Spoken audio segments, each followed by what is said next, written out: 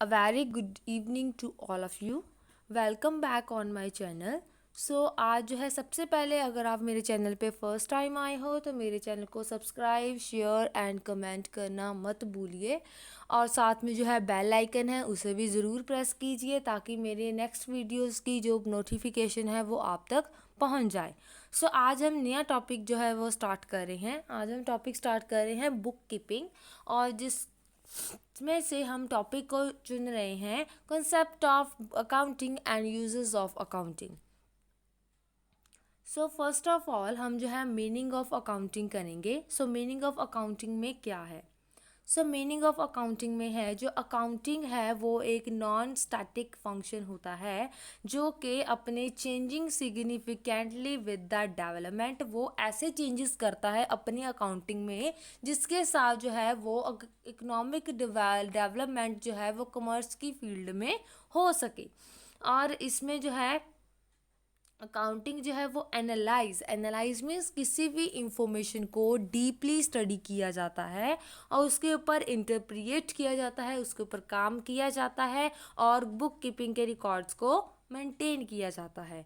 और इसमें जो है मेंटेनेंस जो है वो अकाउंटिंग रिकॉर्ड्स की जो है नॉट ओनली ये अकेली ही नहीं की जाती बल्कि जो है एक फिनेंशियल इंफॉर्मेशन से रिलेटेड जो है प्रिपेयर किए जाते हैं कुछ मेजरमेंट्स की ट्रांजैक्शंस जिसमें जो है हम अलग अलग अकाउंट्स को प्रिपेयर करके जो है उससे रिलेटेड डिसीजन ले पाते हैं.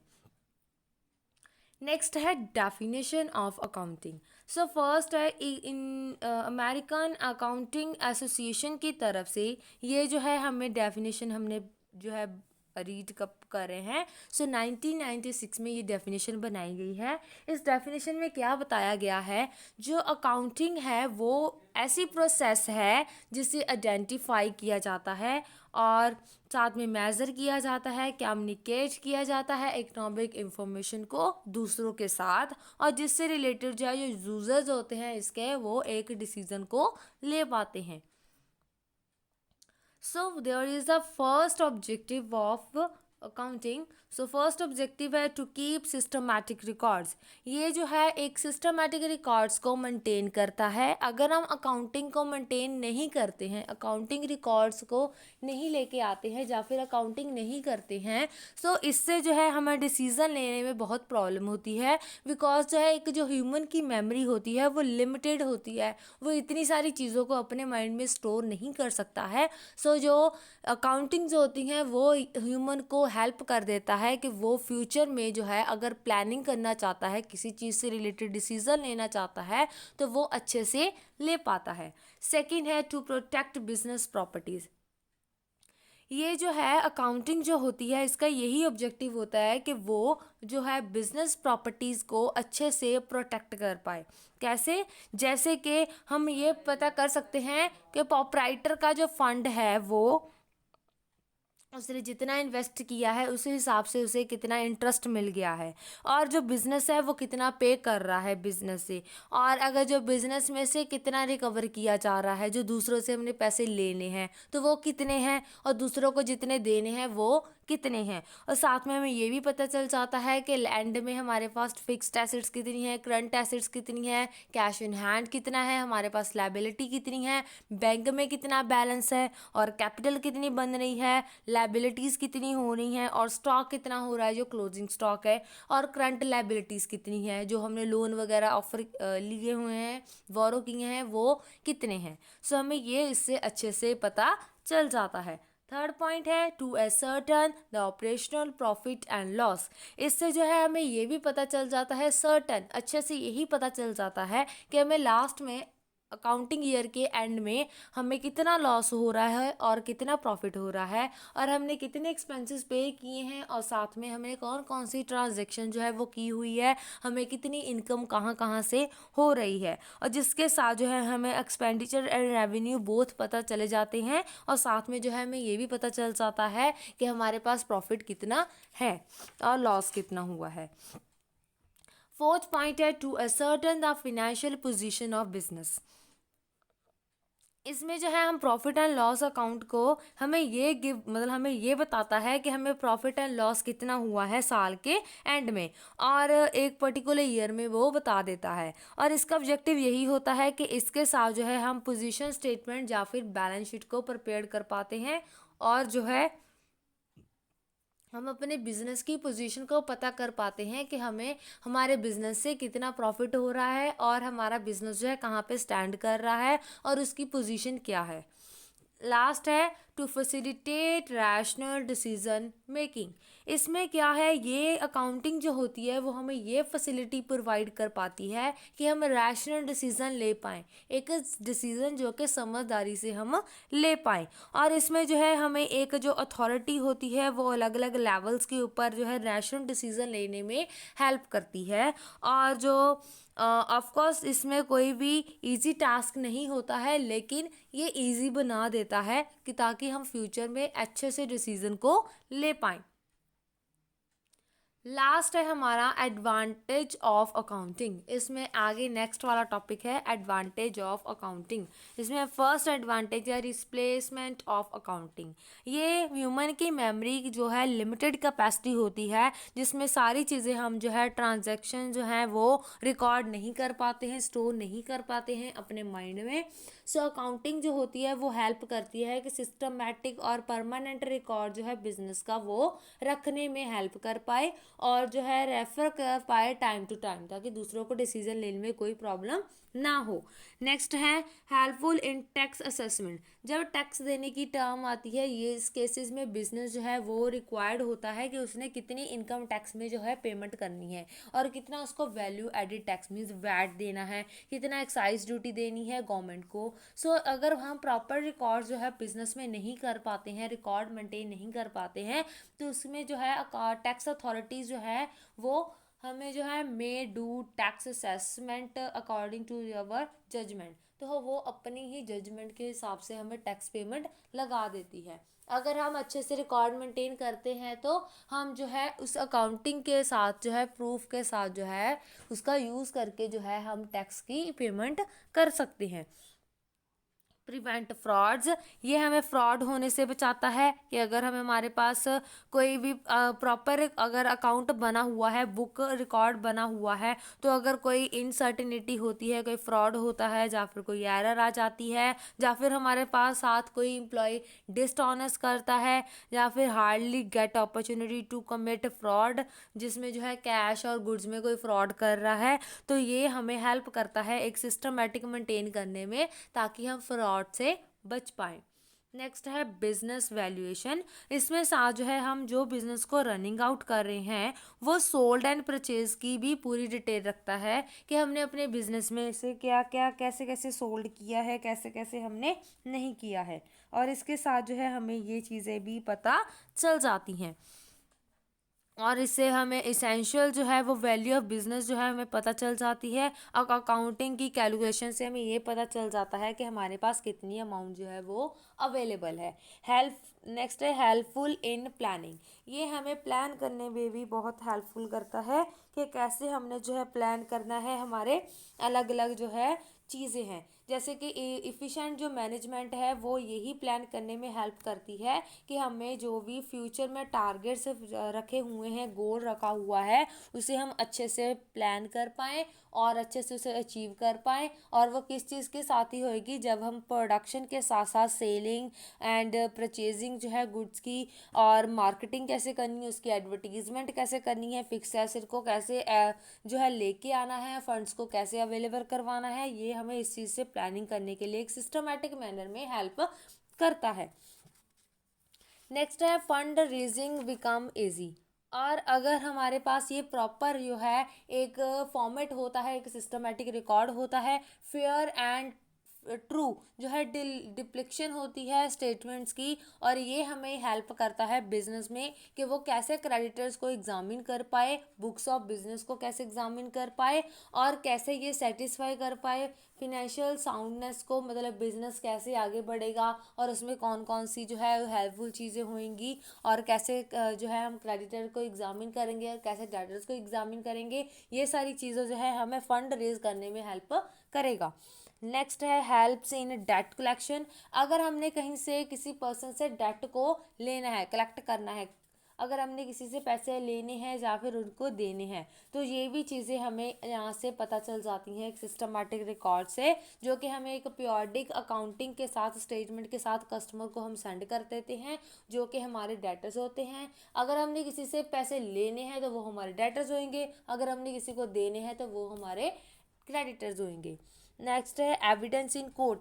बाय चांस अगर हमारे पास जो है कोई ऐसी चीज़ हो जाती है कि हमें कोर्ट में जाना पड़ता है, कोई हमें केस से रिलेटेड कुछ चीज़ होती है, तो जो ये अकाउंटिंग होती है वो हमें कोर्ट में सबसे ज़्यादा हेल्पफुल होता है एक एविडेंस के तौर पे, जो हमें एक प्रूफ के तौर पे हम कोर्ट में से शो कर सकते हैं। जैसे इसमें vouchers, receipts, bills, sale and purchase, all that expensive के साथ इनकम्स भी हमें ये सारी चीज़ें डिटेल्स वो है वो शो करने में हेल्पफुल होता है। नेक्स्ट है कंपैरिजन। इसके साथ जो है हम अपने रिजल्ट को जो है फिनेंशियल बुक्स को है दूसरों के साथ कंपेयर कर पाते हैं, कैसे दूसरे बिजनेस के साथ कंपेयर कर पाते हैं, या फिर ये भी हो सकता है कि हम प्रीवियस ईयर का जो है नेक्स्ट ईयर में प्रेजेंट करंट ईयर के साथ भी उसका रिलेट कर पाते हैं और देख सकते हैं कि हमें लॉस हो रहा है या फिर प्रॉफिट हो रहा है। लास्ट है ascertainment of profit loss of business. इससे हमें ये भी सर्टेनमेंट हो जाती है कि सिस्टमेटिक बुक्स ऑफ रिकॉर्ड पर मेंटेन किया जाता है, जिससे हमें प्रॉफिट भी पता चल जाता है और लॉस पता चल जाता है कि हमें लास्ट में कितना हो रहा है फाइनेंशियल स्टेटमेंट के हिसाब से। नेक्स्ट है डिसएडवांटेजेस ऑफ अकाउंटिंग। इसके डिसएडवांटेजेस क्या क्या हैं? फर्स्ट है प्रीमेट अल्टरनेटिव ट्रीटमेंट। इसमें क्या है, जो अकाउंटिंग होती है वो जनरली एक्सेप्ट अकाउंटिंग प्रिंसिपल, जैसे हम बोलते हैं गैप, इस हिसाब से वो चलती है, बट ये जो एग्जिस्ट नहीं करती है एक प्रिंसिपल से ज़्यादा में। सो जैसे कि इसकी एग्जांपल ले रहे हैं स्टॉक, क्लोजिंग स्टॉक की। सो क्लोजिंग स्टॉक बिजनेस जो है वो वैल्यूड किया जाता है किसी एक मेथड के साथ, जैसे कि या तो हम उसमें फीफो यूज़ करते हैं या फिर लीफो यूज़ करते हैं। फीफो एंड लीफो क्या होते हैं? फीफो होता है लास्ट इन फर्स्ट आउट, जो पहले आया है वो पहले जाएगा, और जो है फीफो है वो उसका क्या है, फर्स्ट इन फर्स्ट आउट, जो अब आया है वो अभी जाएगा। इसमें ये चीज़ें हैं, तो ये जो है ट्रीटमेंट करना अलग मेथड से ये हमें मुश्किल हो जाता है, ये इसकी डिसएडवांटेज है। नेक्स्ट है इन्फ्लुएंस्ड बाय पर्सनल जजमेंट। जो है इसमें कन्वेंशन ऑफ ऑब्जेक्टिविटी आ जाता है। सो जिसमें रिस्पेक्टेड इन अकाउंटिंग, इसमें अकाउंटिंग में क्या क्या है कि but to record certain event, इसमें सर्टन इवेंट्स में हम रिकॉर्ड करते हैं। एक स्टीम जो है एस्टिमेशन जो होती है वो की जाती है, और जो कि पर्सनल जजमेंट के हिसाब से हमें रिक्वायर्ड होती है। ये हमें बहुत हेल्पफुल होता है कि हम एक्सपेक्ट कर पाए एक्यूरेसी के हिसाब से कि कैसे हमने फ्यूचर को एस्टिमेट लगाना है और फ्यूचर प्लानिंग करनी है, कैसे हमने ऑब्जेक्टिव सेट करना है, ये सारी चीज़ों में हेल्प करता है। नेक्स्ट है ignore important non monetary information. ये जो है इग्नोर कर देता है कि हमें जैसे कि बिजनेस में जो नॉन मॉनेटरी इंफॉर्मेशन हो, नॉन मॉनेटरी मीन जिसे हम मनी की टर्म में मेजर नहीं कर पाते हैं, जैसे कि एक एम्प्लॉय की कितनी लॉयल्टी है, कितना वो इफ़िशेंट है, और कितना वो वैल्यू मनी की चेंज कैसे हो रही है वो चीज़ें, और बिजनेस में कितनी कौन कौन सी टेक्निकल इनोवेशंस आ रही हैं, ये सारी चीज़ें जो है इसके हिसाब से जो है वो ज़ीरो हो जाती हैं। आगे है does not provide timely information. जो अकाउंटिंग पीरियड है वो साल के एंड में हमें बताता है। अगर हमने जो है साल की स्टार्टिंग में पता करना हो, या फिर हमने साल के मिड टर्म में पता करना हो, हाफ ईयरली पता करना हो, क्वार्टरली पता करना हो, तो हमें जो है इंफॉर्मेशन नहीं मिल पाती है एग्जैक्टली। तो ये इसकी डिसएडवांटेज बन जाती है कि हमें साल के पीरियड के पूरे एंड में जाके जो है इसकी पूरी इंफॉर्मेशन मिलती है, हमें जब इसकी ज़रूरत होती है तब नहीं मिल पाती है। आगे है does not provide detail analysis. ये हमें डिटेल में एनालिसिस नहीं बताता है, जस्ट ये हमें एग्रीगेट्स बताता है साल के एंड में जाके। ऑफकोर्स इसमें जो है अनेबल होता है कि स्टडी कर पाए ओवरऑल रिजल्ट, इसमें बिजनेस में क्या क्या उससे प्रॉफिट हो रहा है, और इन्फॉर्मेशन जो रिक्वायर्ड हो रही है कॉस्ट के रिगार्डिंग, रेवेन्यू के रिगार्डिंग, प्रॉफिट कितना हो रहा है प्रोडक्ट से, बट जो accounting does not provide such detail, ये ऐसे डिटेल्स को नहीं बता पाता है कि उसे एक प्रोडक्ट्स के इसलिए क्या, क्योंकि वो एग्रीगेट से बताता है, इकट्ठा बताता है इंफॉर्मेशन को, प्रोडक्ट वाइज नहीं बता पाता। लास्ट है does not disclose the present value of business, और हमें ये कभी भी प्रेजेंट वैल्यू नहीं बताता है कि हमारे बिजनेस की प्रेजेंट वैल्यू क्या है, एक पर्टिकुलर डेट में वो शो नहीं करता है स्टेटमेंट को, तो बैलेंस शीट को साल के लास्ट वाले डेज में ही शो करता है।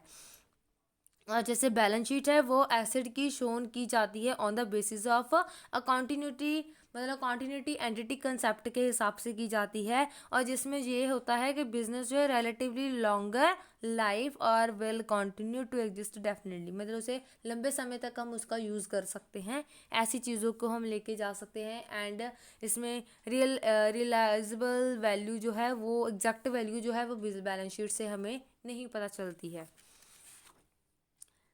नेक्स्ट है इसमें qualitative characters of financial reporting. अगर हमने फिनेंशियल रिपोर्टिंग तैयार करनी है तो उसमें हमारे पास जो है क्वालिटेटिव करैक्टर्स क्या क्या हैं, तो जैसे मैंने एक डायग्राम शो किया हुआ है कि हम कैसे बैलेंस मेंटेन करके चलते हैं क्वालिटेटिव करैक्टर्स के बीच में। सो सबसे पहले है प्रेजेंटिंग द फिनेंशियल इंफॉर्मेशन, दूसरी साइड है फिनेंशियल इंफॉर्मेशन कंटेंट।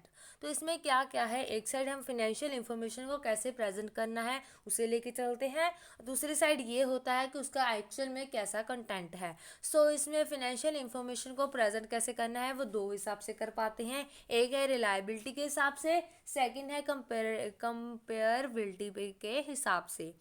एंड जो फिनेंशियल इंफॉर्मेशन कंटेंट क्या है वो है एक रेलिवेंस, एंड सेकंड है अंडरस्टैंडेबिलिटी। और सबसे पहले जो है हम इसमें करेंगे,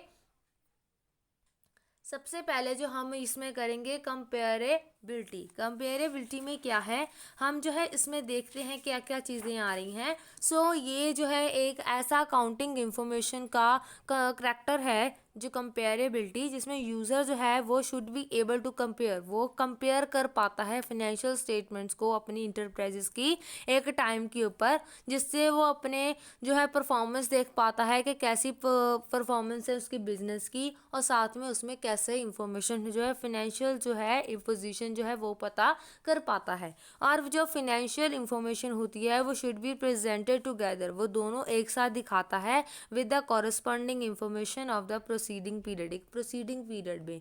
और इजी जो है ये कंपैरिजन कर पाता है, जैसे चाहे वो दो कंपनीज के बीच में हो, चाहे वो दो इंटरप्राइजेस के बीच में हो, या फिर वो प्रीवियस ईयर के साथ करंट ईयर के साथ जो है वो कंपेयर कर पाता है। सेकंड है रिलायबिलिटी। रिलायबिलिटी में क्या है, रिलायबिलिटी का मीनिंग क्या होता है, जैसे कि जिसे हम साइड कर, मतलब हम ये बोल सकते हैं कि रिप्रेजेंट करना फेथफुली या फिर ब्रीफली या फिर न्यूट्रली, मतलब दूसरे को कंप्लीटली इसको शो करना।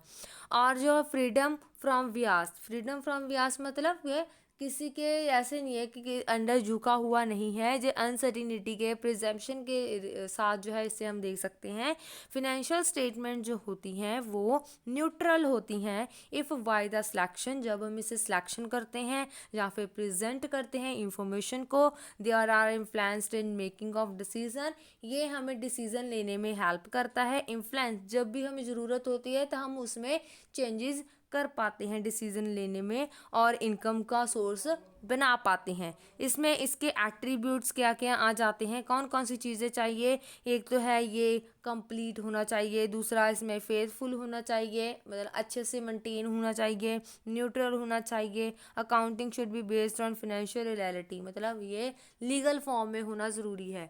नेक्स्ट है रिलायबेंस। रिलायबेंस में क्या है, रेलिवेंस में क्या है, रेलिवेंस जो है वो क्वालिटी एम्फसाइज्ड है, अकाउंटिंग फ्रेमवर्क के साथ किया जाता है, जो इंटरनेशनल अकाउंटिंग स्टैंडर्ड्स होते हैं, बोर्ड है IASB बोर्ड है, जिसमें ये कहा गया है जो इंफॉर्मेशन होती है वो रेलिवेंट होनी चाहिए, accounting information must be capable of making a difference in a decision by helping user to form prediction about the outcome of past present and future event, जिसमें हम पास्ट फ्यूचर एंड प्रेजेंट ये सारे तीनों चीज़ों को देखकर ही हम इस इवेंट को देख पाते हैं। और इसमें जो है इंफॉर्मेशन की जो रेलिवेंस होती है वो इफेक्टेड कर पाती है इट बाय इट्स नेचर, उसके नेचर के हिसाब से, उसकी मटीरियलिटी के हिसाब से। और इफ़ जो एक आइटम जो है, जो इवेंट जो है वो मटीरियल है, then it is probably relevant to the user of financial statement, तो वो रेलिवेंट होता है यूज़र्स के लिए। नेक्स्ट है अंडरस्टैंडेबिलिटी। जो अंडरस्टैंडेबिलिटी में जो कम्युनिकेट किया जा सके मीनिंगली, सो ये डिपेंड करता है both the accountant and the decision maker, ये दोनों के ऊपर डिपेंड करता है। तो जो अकाउंटर होते हैं शुड प्रोड्यूस फिनेंशियल इंफॉर्मेशन, वो फिनेंशियल इंफॉर्मेशन को प्रोड्यूस करते हैं और प्रेजेंट करते हैं इसे एक ऐसी फॉर्म में जो ईजिली अंडरस्टूड हो और इंटरप्रिटेड हो bye there intended user, user के हिसाब से। और जो इंफॉर्मेशन है वो जनरल पर्पस, एक्सटर्नल, फिनेंशियल और रिपोर्ट के हिसाब से की जाती है और शुड बी अंडरस्टैंडेबल, और अंडरस्टैंडेबल होनी चाहिए जिससे फिनेंशियल स्टेटमेंट के साथ हमें बिजनेस की पोजीशन के बारे में पता कर पाए और यूज़र जो है वो अच्छे से उसका यूज़ करके इकोनॉमिक एक्टिविटीज़ को देख पाए और विलिंगनेस देख पाए वो कितना विलिंग है इंफॉर्मेशन को लेकर। नेक्स्ट है यूजर्स ऑफ अकाउंटिंग इंफॉर्मेशन। जैसे कि एक मैंने पिक्चर को डिस्प्ले किया गया है अकाउंटिंग इंफॉर्मेशन की, जिसमें दो तरह के अकाउंटिंग जो है वो यूजर्स हैं, एक है इंटरनल, दूसरे हैं एक्सटर्नल। इंटरनल कौन कौन से होंगे, जैसे बिजनेस ओनर्स हुए, इन्वेस्टर्स हुए, मैनेजर्स हुए, एम्प्लॉयज़ हुए। और एक्सटर्नल कौन से हैं, जैसे लैंडर हुए, supplier, customer, tax authorities, competitor, government, public. आज सबसे पहले हम इंटरनल यूजर्स के बारे में देखेंगे, वो क्या क्या करते हैं। जो वो मैनेजमेंट करते हैं, नीड मैनेजमेंट जो है वो नीड के अकॉर्डिंग इंफॉर्मेशन, अकाउंटिंग इंफॉर्मेशन का यूज़ करती हैं। जैसे कि फर्स्ट है planning and budgeting for the future. जब हमने जो है प्लान करना हो फ्यूचर को या फिर बजट प्रिपेयर करना हो, तब जो है हम अकाउंटिंग इंफॉर्मेशन का यूज़ करते हैं। सेकंड है controlling acquisition maintenance of inventories. हम इन्वेंट्रीज में स्टॉक, हम स्टॉक को देखते हैं कैसे कंट्रोल करना है, कैसे उसकी वेस्टेज नहीं करनी है, किस तरह से उसका यूटिलाइजेशन करना है, उसे एक्विजिशन परचेज एंड सेल करना है और उसे किस हिसाब से मेंटेन करके रखना है।